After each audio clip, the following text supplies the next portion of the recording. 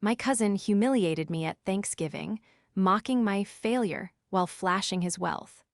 The whole table laughed until my boyfriend stood up and dropped a truth bomb that silenced the room. They didn't know I held the power to destroy their financial future. This is where the story truly begins, and you won't want to miss what happens. Make sure you're subscribed to see it through to the end. We're always curious. Where in the world are you all watching from today? Let us know in the comments. The nausea started 3 exits before we reached the driveway. It wasn't the car sickness, and it certainly wasn't hunger. It was a deep, visceral rejection of what was about to happen. My body knew, even before my brain fully engaged with the reality, that entering that house was an act of emotional self-immolation. I gripped the passenger door handle of Mark's sedan so hard my knuckles turned a stark, bone white. Outside the window, the suburban landscape of my childhood rolled by, manicured lawns, oversized mailboxes, and the towering oak trees that were shedding their leaves in preparation for winter. It should have been nostalgic.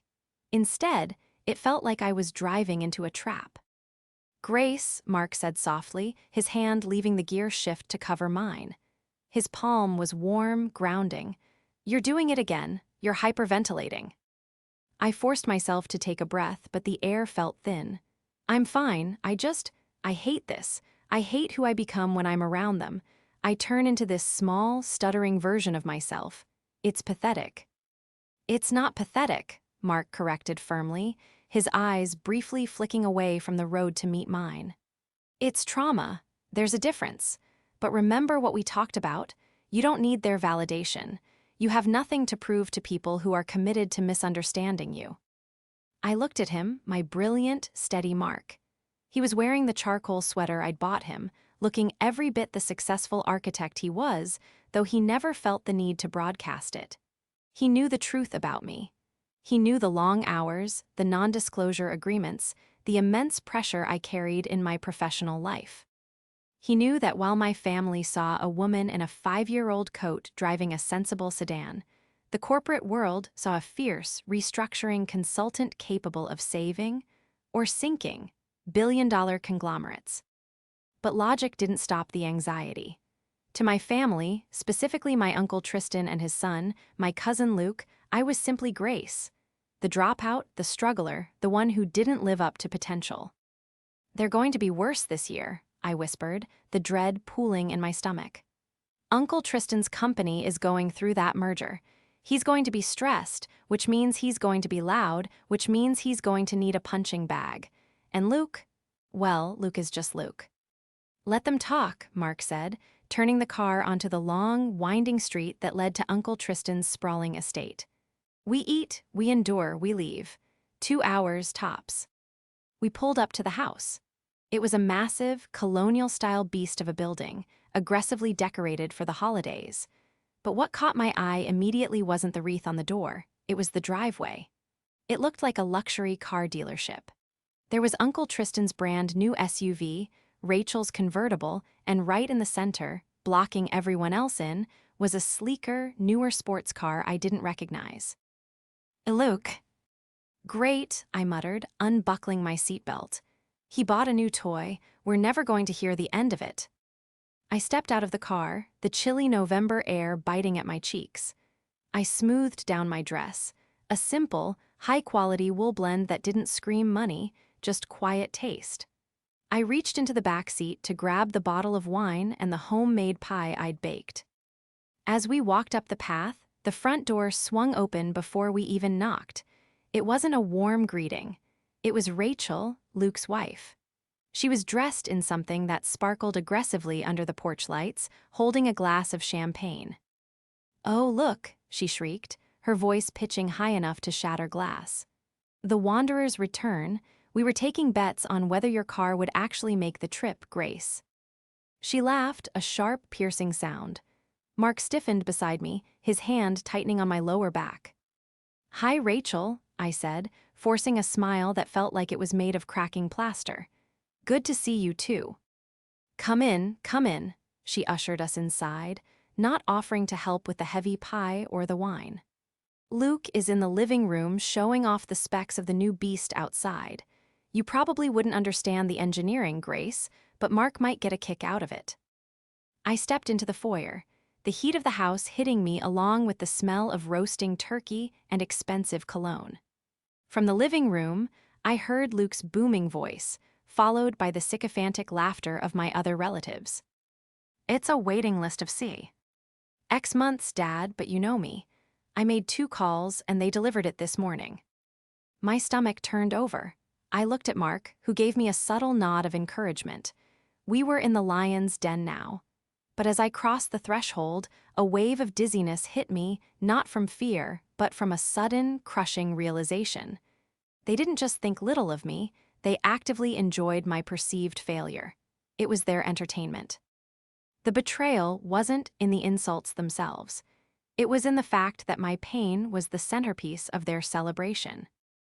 The living room was suffocatingly warm, the fireplace roaring despite the fact that the thermostat was likely set to 75. Uncle Tristan was holding court in his leather armchair, a glass of scotch resting on his knee. He looked older than the last time I'd seen him, hair thinner, face ruddier, but the arrogance was untouched by time. Standing by the mantel was Luke, my cousin, the golden boy. He was wearing a suit that cost more than my first car, his wrist adorned with a watch that was aggressively large. When he saw us enter, his eyes didn't light up with warmth, they lit up with the predatory gleam of a cat spotting a mouse. Well, well, Luke boomed, spreading his arms wide but making no move to actually hug me. If it isn't the freelance queen, what is it you're doing now? Blog writing? Etsy knitting? The room chuckled. My aunt, sitting on the sofa, covered her mouth to hide a smile. I'm a consultant, Luke, I said quietly, placing the pie on the side table since no one had offered to take it to the kitchen. I work in corporate restructuring. Restructuring? Uncle Tristan scoffed, taking a sip of his scotch. That's a fancy word for temp work, isn't it? Shuffling papers for people who actually make decisions. Something like that, I said, keeping my voice neutral. I felt Mark bristle beside me. I gave his arm a gentle squeeze, a silent signal to stand down. Not yet. Well, in the real world, Luke said, stepping forward and clapping Mark on the shoulder, ignoring me entirely, business is booming. I just closed the tri-state deal. Regional manager isn't just a title, Mark, it's a lifestyle. You see the car out front. Hard to miss, Mark said, his tone dry. You parked it diagonally across the entire driveway. Luke missed the sarcasm entirely. Exactly, dominance, you have to claim your space. Grace wouldn't know about that, driving that little. What is it? A Honda. Toyota, I corrected automatically. Right, cute, Luke smirked. He turned back to his father. Anyway, Dad, like I was saying, with the merger coming up at your place, you need to be aggressive. Don't let these new auditors push you around. You're a legacy executive. They can't touch you. I froze. My heart hammered a sudden, violent rhythm against my ribs. The merger. I took a slow sip of the water I'd poured myself, trying to mask the sudden intake of breath. Uncle Tristan worked for Red Leaf Manufacturing. It was a mid-sized industrial firm that had been bleeding money for 3 years due to bloated middle management and inefficiency. It had just been acquired by Apex Holdings. And Apex Holdings was my client. In fact, I wasn't just a consultant on that account. I was the lead strategy officer for the transition. I had the org charts on my encrypted laptop in the trunk of Mark's car. I had spent the last 3 weeks analyzing every single department head's performance, salary, and redundancy risk. They're sending in some special team from the city, Uncle Tristan grumbled, looking into his glass. Bunch of kids with spreadsheets who have never set foot on a factory floor. I'm not worried. I've been there 20 years, I'm indispensable. I looked at my uncle. I knew his file by heart. Robert Tristan, VP of Logistics. I knew his salary. I knew his expense reports, which were flagged for irregularities regarding personal travel. And I knew that his name was currently on the Tier 1 review for termination list. The only reason it hadn't been stamped, approved, yet was because I, Grace, the niece he was currently mocking, had personally put a hold on his file 3 days ago. I wanted to double-check the compliance issues before I let the axe fall on a family member. I had risked my professional objectivity to buy him time. "You really think you're safe?" I asked, my voice cutting through the chatter. It was the first time I'd spoken voluntarily. Uncle Tristan looked at me with disdain. "Excuse me." "The merger," I said, keeping my face impassive. "Acquisitions usually mean cutting redundancies. If they're sending a team from the city, they're looking at the numbers, not the tenure." "Oh, listen to her," Rachel laughed, chiming in from the doorway. "Grace is giving business advice now. Did you read that in an article somewhere, sweetie?" "I'm just saying," I continued, feeling a strange, cold calm settling over me. "The market is volatile.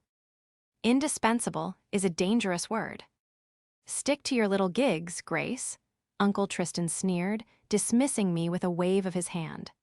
"Leave the corporate strategy to the men who actually run the world. I'm not worried about some faceless consultant. I'd eat them for breakfast." I looked down at my shoes.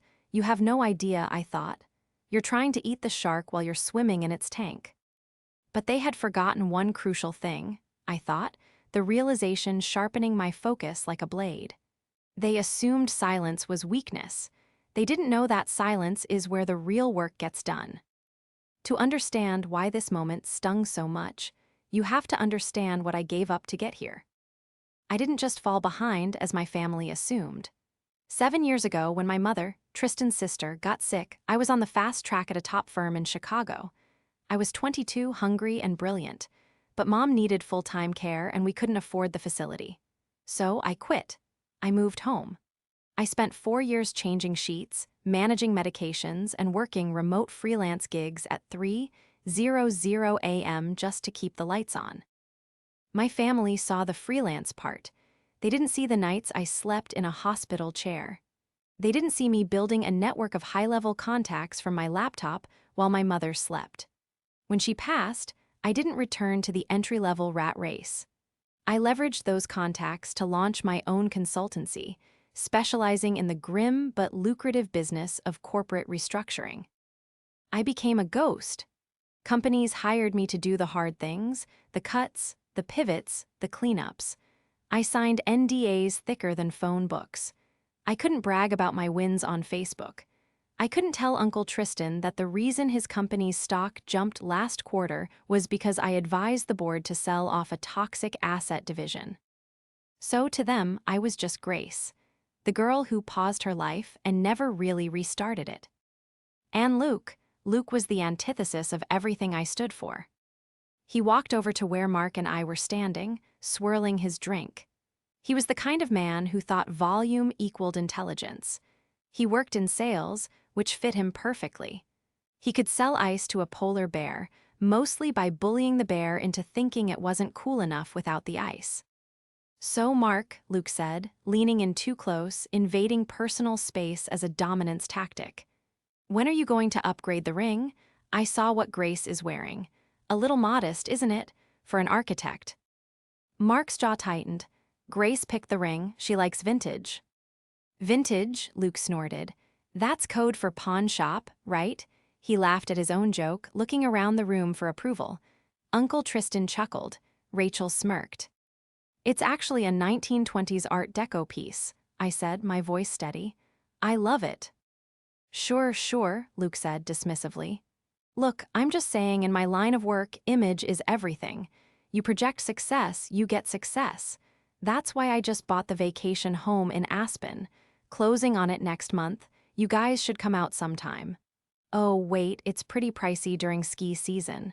Maybe off-season, when the rates drop." He took a sip of his drink, his eyes scanning me from head to toe. "Seriously, Grace, have you thought about asking Dad for an internship? I know he jokes, but he could probably find you something in the mailroom. Get you some benefits? Dental." "I have excellent insurance, Luke," I said. "Through Mark, I bet," Rachel chimed in. "No," I said, "through my company." "Your company?" Luke made air quotes with his fingers.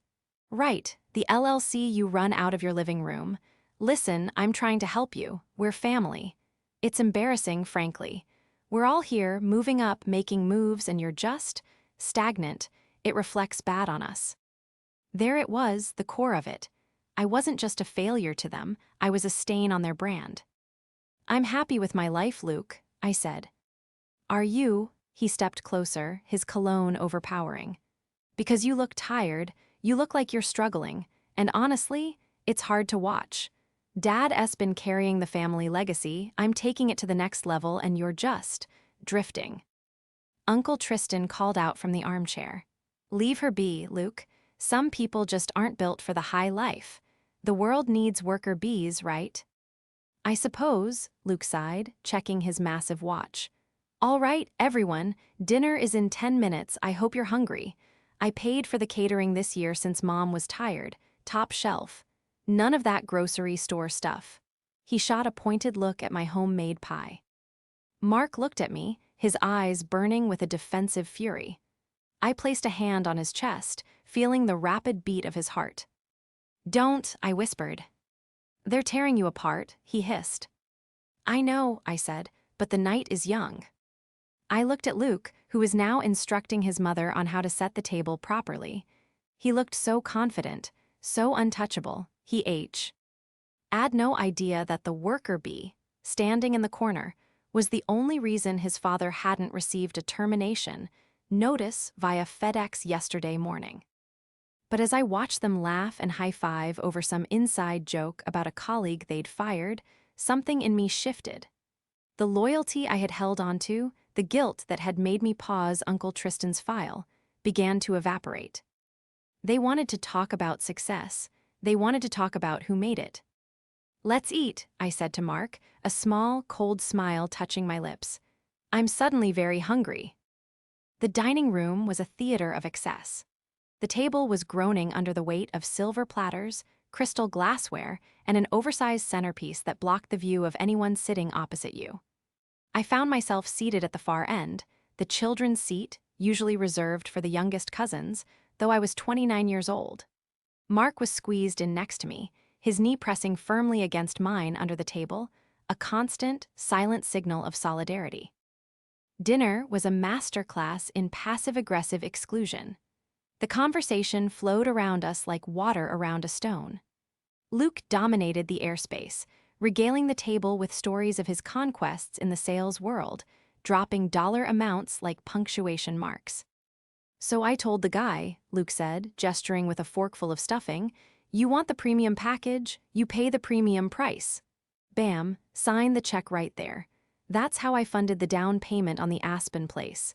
Cash flow, Dad. It's all about cash flow. That's my boy, Uncle Tristan beamed, slicing into the turkey with a little too much force. You've got the killer instinct, unlike some people who are content to just exist. He didn't look at me, but the pause was directed squarely at my plate. I kept my head down, pushing a dry piece of turkey around in the gravy. Don't engage, I told myself, just survive the meal. But then came the toast. It was the moment Luke had clearly been rehearsing. He stood up, tapping his crystal goblet with a silver knife until the room fell silent. He smoothed his silk tie, a smirk playing on his lips that made my stomach churn. All right, everyone, listen up, Luke announced. I want to propose a toast, to family, to success. He raised his glass higher, his eyes scanning the room before landing on me with a heavy, mocking weight. To everyone at this table who actually made it in life, to the winners. He paused for effect, letting the insult hang in the air. Except you, obviously, Grace, he added, his voice dripping with faux pity. But hey, someone has to clear the table, right? The table erupted. It wasn't just a chuckle, it was a roar of laughter. Rachel threw her head back, her earrings catching the light. Uncle Tristan slapped the table, his face red with mirth. Even my aunt offered a sympathetic but amused smile, as if Luke were just being a mischievous child rather than a 30-year-old bully. I felt the blood drain from my face. The humiliation was physical, a cold knot tightening in my chest. I opened my mouth to say something, anything, but my throat had closed up. Beside me, the chair scraped loudly against the hardwood floor. Mark stood up. The laughter died down, replaced by confused murmurs. Mark wasn't a loud man. He was an architect. He built things that lasted. He didn't tear things down. But as he stood there, smoothing his sweater, he looked taller than I had ever seen him. He didn't look angry. He looked precise. He smiled politely at Luke, then turned his gaze to Uncle Tristan. "Funny," Mark said, his voice calm, carrying effortlessly to every corner of the room. "Because she's the reason your father still has a job." The silence that followed was absolute. You could hear the grandfather clock ticking in the hallway. Luke blinked, his glass still half raised. "Excuse me, what did you just say?" "I said," Mark continued, his tone conversational, "that Grace is the only reason Tristan hasn't been fired yet. You were laughing about her little hobbies, but you seem to have missed the fact that she's the lead restructuring officer for the company that just bought Red Leaf." Uncle Tristan dropped his fork. It clattered loudly against the china. "That's ridiculous," he sputtered, looking from Mark to me. "Grace, she's a freelance writer. She barely scrapes by." I looked up then. The fear was gone, replaced by a strange, icy clarity. The investigative switch in my brain had flipped. I wasn't the niece anymore. I was the auditor. I reached into my purse and pulled out my phone. I didn't need a laptop. I had the secure executive portal app. I unlocked it with my thumbprint, the screen glowing with the familiar blue interface of Apex Holdings. "I haven't written an article in 5 years, Uncle Tristan," I said softly. My voice was steady now. "I'm a senior partner at Sterling and Associates. Apex hired me 6 months ago to clean up their acquisition of Red Leaf." I tapped the screen, navigating to the Personnel Review tab. "And right now," I said, not looking up from the screen, "I'm looking at a file marked T. Miller, VP of Logistics. It has a big red flag on it." Uncle Tristan's face went from red to a ghostly, mottled gray. He tried to laugh, but it came out as a wet, choking sound. "This is a joke," Tristan stammered, looking around the table for support. "Luke, tell them it's a joke. She's lying. She's trying to save face because you roasted her." "It's gotta be a lie," Luke scoffed, though his confidence was visibly wavering. He stepped toward me, aggressive again. "Let me see that phone. You probably just made a fake screenshot. You're pathetic, Grace. You're really going to pretend you're some big-shot executive." "I wouldn't touch that if I were you," Mark said, stepping between Luke and me. "That phone contains confidential corporate data protected by federal trade secret laws. If you touch it, she can have you arrested for corporate espionage before dessert is served." Luke froze. The legal terminology, delivered with Mark's calm authority, hit a nerve. "Tristan," I said, looking directly at my uncle, "last Tuesday, you received a notice of audit regarding the shipping contracts with North Star Distributors. You ignored it." Tristan's eyes widened. How do you know about North Star?" "Because I wrote the notice," I replied. "And I know you ignored it because I got the alert on my dashboard at 9:00 a.m. on Wednesday. You told your secretary, what's her name? Brenda, to file it in the trash because, and I quote from her deposition notes, 'those bean counters don't know how real business works.'" The room was deathly quiet. Rachel had stopped drinking her champagne. My aunt was staring at her husband with dawning horror. You're the G. Sterling on the emails," Tristan whispered. The realization hit him like a physical blow. I thought that was a man, George or Gregory." "Grace," I corrected. "Grace Sterling. I use my middle name professionally. And for the record, Uncle Tristan, I'm the one who put the do not execute order on your termination file last week." "Termination?" Rachel squeaked. "Tristan, what is she talking about?" "They were going to fire you," I said, my voice hardening. "The algorithm flagged your department for 40% inefficiency. The Apex board wanted to cut the entire logistics leadership team immediately. I stopped them. I told them I needed to do a personal deep dive because I suspected there was salvageable value. I lied to them, Tristan. I lied to save you because you're family." I didn't know," Tristan stammered. He wiped sweat from his forehead with a napkin. Grace, look, it's just dinner talk. You know how we are, we tease, it's affection. Affection? I stood up slowly. You just watched your son humiliate me in front of the entire family and you laughed. You called me a loser.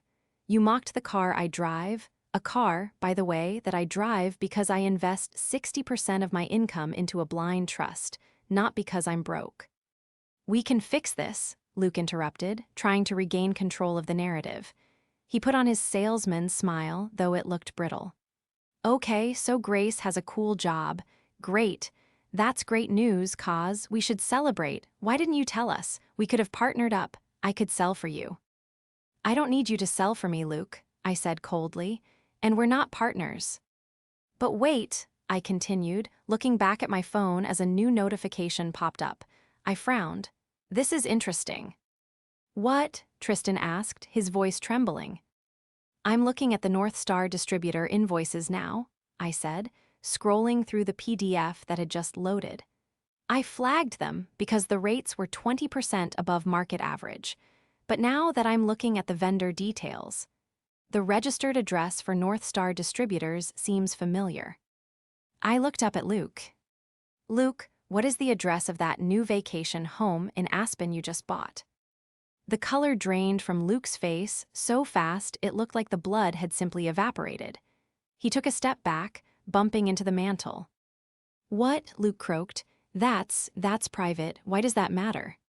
Because, I said, tapping the screen, North Star Distributors is registered to a P.O. box in Aspen, Colorado. But the LLC filing... Oh, look at that. The registered agent is L. Miller Holdings. I looked at Mark, then back at my family. The pieces were clicking together in my mind with terrifying precision. The investigation phase of my job usually took weeks. Here, at this dinner table, it was taking minutes. Tristan, I said, my voice dropping to a dangerous whisper, please tell me you didn't. I don't know what you're talking about, Tristan said, but he was gripping the table so hard his knuckles were white. It's a coincidence, a common name. It's not a coincidence, I snapped the professional ven, ear cracking just enough to show the anger beneath. I investigate fraud for a living. Do you think I'm stupid? You've been approving inflated invoices from a shell company owned by your son. You're funneling red leaf money into Luke's real estate investments.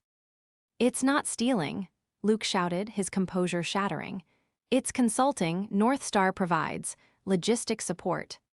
North Star doesn't exist, I countered, my voice rising. I checked the manifesto. They have no trucks, no warehouse, no employees. It's a paper company. You're billing your father's company for services never rendered, and he's approving it. It was a bridge loan, Tristan yelled, standing up. The market was tough. Luke needed the capital for the down payment. We were going to pay it back after the sales bonus came in. It's internal, it's harmless. Harmless? I laughed, a harsh, incredulous sound. It's embezzlement, Uncle Tristan. It's a felony. And you did it while your company was under federal audit during an acquisition. Grace, stop, my aunt pleaded, tears streaming down her face. Please just stop typing, put the phone away. I can't, I said, because now I am liable. If I know about this and I don't report it, I lose my license. I go to jail along with you. You wouldn't, Luke sneered, though he looked terrified. Your family, you won't turn us in, you're too soft. That's why you're a loser, Grace. You don't have the stomach for the real game. The real game? I looked at him. Luke, you're not playing a game. You're robbing a bank and posting about it on Instagram. You think you're a shark, you're a parasite. I looked down at my phone. The evidence was irrefutable. The digital trail connected Tristan's authorization codes directly to the bank account that funded Luke's success. Here is the situation, I said, my voice turning clinically cold. I have a fiduciary duty to Apex Holdings. I have a report due Monday morning regarding the final restructuring plan. Grace, please, Uncle Tristan begged, rounding the table to grab my arm. Mark stepped forward instantly, blocking him. Tristan recoiled, looking small and old. Grace, I'm 58 years old. If I lose this job, if they find out, I lose the pension, I lose the house. Rachel and I, we have nothing saved. It all went to the cars, the lifestyle. We thought we had more time. You spent your pension on a Porsche and a shell company for your son, I said, feeling a wave of disgust. And then you invited me here to mock me for being poor. We were wrong, Tristan wept. He was actually crying now, ugly, desperate sobs.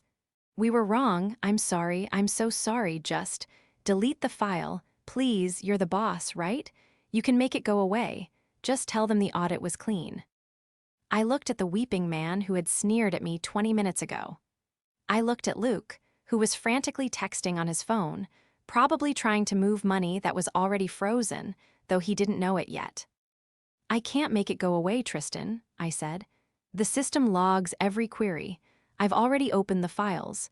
If I suppress this, I go down. So you're going to ruin us, Rachel screamed. You're going to send your own uncle to prison. I looked at Mark. He gave me a look of profound sadness, but also strength. He knew what I had to do. I'm not the one who ruined you, I said, picking up my purse. You did that yourselves. I'm just the one who turned on the lights. I tapped the screen one last time. Forward to legal compliance, high priority. It's done, I said. The legal team has the file. You'll probably hear from them on Monday, or maybe sooner, given the amount of money involved. You bitch, Luke lunged forward, his face twisted in rage. Sit down, Luke, Mark barked, his voice booming like a cannon shot. It was so loud, so commanding, that Luke actually stumbled back and fell into his chair. We're leaving, Mark said, taking my hand. Do not follow us, do not call us. We turned to the door. Behind us, the sound of weeping and the crash of a glass shattering against the wall echoed through the house. The winners at the table had lost everything, and the loser was walking out, head held high, into the cold, clean air of the night. The weekend passed in a blur of silence that was louder than any screaming match. My phone had been turned off since Friday night, buried in a drawer in the kitchen. Mark and I spent Saturday and Sunday in a kind of bunker mode, hiking in the woods where there was no cell service, cooking elaborate meals, and refusing to acknowledge the nuclear bomb I had detonated at the dinner table. But Monday morning arrived with the inevitability of a tidal wave. I drove to the Red Leaf Manufacturing headquarters not in my sensible Toyota, but in the black town car sent by Apex Holdings. It was a small flex, a necessary shift in optics. Today, I wasn't the niece. I wasn't Grace from the kids' table. I was the lead strategy officer, and I was arriving to execute a corporate death sentence. The lobby of Red Leaf was buzzing with the nervous energy that always precedes a major restructuring. Whispers stopped as I walked through the glass doors, my heels clicking rhythmically on the polished marble. I was wearing my armor, a tailored navy suit, stark and sharp, with my ID badge clipped to the lapel. The badge that identified me as external audit, level 5 clearance. I took the elevator to the executive floor. The conference room was already full. The Apex transition team sat on one side, lawyers, accountants, HR specialists. On the other side sat the Red Leaf executives, looking pale and nauseous. And there, at the end of the table, sat Uncle Tristan. He looked like he had aged 10 years in 48 hours. His suit was rumpled, his eyes bloodshot. He was clutching a coffee cup with both hands to stop them from shaking. When I walked in, he looked up, a flicker of desperate hope crossing his face. He still thought, deep down, that blood would be thicker than the federal statutes regarding embezzlement. Good morning, I said, placing my laptop on the podium at the head of the room. I didn't make eye contact with Tristan. Let's begin. We have a significant variance in the logistics budget that needs to be addressed immediately. I projected the spreadsheet onto the massive screen behind me. It was the North Star Distributors' account history. As you can see, I began, my voice amplified by the room's acoustics, we have identified a systematic drain of capital totaling $400,000 over 18 months, funneled into a vendor that does not exist. A murmur went through the room. The other Red Leaf executives shifted away from Tristan, sensing the contagion. There must be a mistake, Tristan croaked, standing up shakily. I can explain. It was a logistical holding strategy. We were pivoting. It wasn't a pivot, Tristan, I said, my voice echoing in the silent room. It was theft. Suddenly, the heavy double doors at the back of the room burst open. Security shouted, "Sir, you can't go in there." But it was too late. Luke stormed into the boardroom. He looked manic. His hair was disheveled, and he was wearing a tracksuit, looking like he hadn't slept in days. He had clearly bypassed the reception desk in a panic, likely assuming he could talk his way out of this before the police warrants were finalized. "Don't listen to her," Luke shouted, pointing a shaking finger at me. "She's lying, she's vindictive. This is a family dispute she's trying to bring into the office." The Apex security team moved to intercept, but I held up a hand. "Wait," I said, "let him speak." I wanted the room to see this. I wanted the public nature of this breakdown to be absolute. Luke rushed to the table, ignoring the shocked faces of the board members. He grabbed his father's shoulder. "Dad, tell them you authorized the payments. Tell them it was your idea to use North Star as a tax shelter. You told me to set it up." The room gasped. Tristan froze. He looked up at his son, the son he had idolized, the son he had mocked me for, the son he had stolen from his own pension to support. "Luke," Tristan whispered, his voice trembling with betrayal. You said it was a loan, you said you'd pay it back. Now you're saying, it was my idea." "We have to stick to the story, Dad," Luke hissed, loud enough for everyone to hear. "If you take the fall, they might go easy on you because of your tenure. If I take the fall, I lose the Aspen house. I lose the cars. You're old, you're retiring anyway, just take the hit." It was the moment of total clarity. The silence in the room was suffocating. Everyone, the lawyers, the executives, the administrative assistants, stared at Luke in horror. He was asking his father to go to prison to save his own sports car. Tristan slowly stood up. He pushed Luke's hand off his shoulder. He looked at his son, really looked at him, for the first time in years. He didn't see a golden boy. He saw a desperate, selfish child who would burn his own father to keep himself warm. "I didn't tell you to set it up," Tristan said, his voice gaining strength, though tears were streaming down his face. "You came to me begging. You said you were in debt. You said the loan sharks were coming. I signed those invoices to save your life, Luke, not to buy you a vacation home." Tristan turned to me.